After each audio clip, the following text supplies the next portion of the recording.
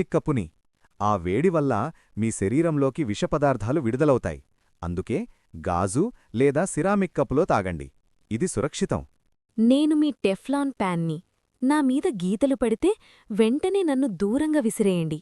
నిప్పుకు గురైనప్పుడు ఆహారం కింద కనిపించే పొర విషాన్ని విడుదల చేస్తుంది.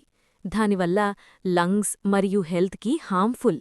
నేను చల్లని ఆహారం కోసం మాత్రమే తయారుచేసిన ఫోమ్ ప్లేట్ని.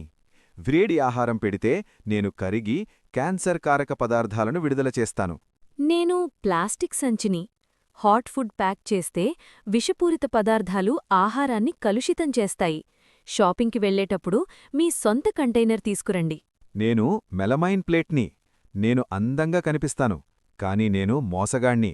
నన్ను మైక్రోవేవ్లో పెడితే నేను మీ ఆహారంలోకి విషపదార్థాలను విడుదల చేస్తాను. నన్ను చల్లని వస్తువులకే ఉపయోగించు. నేను ప్లాస్టిక్ కటింగ్ బోర్డ్ని.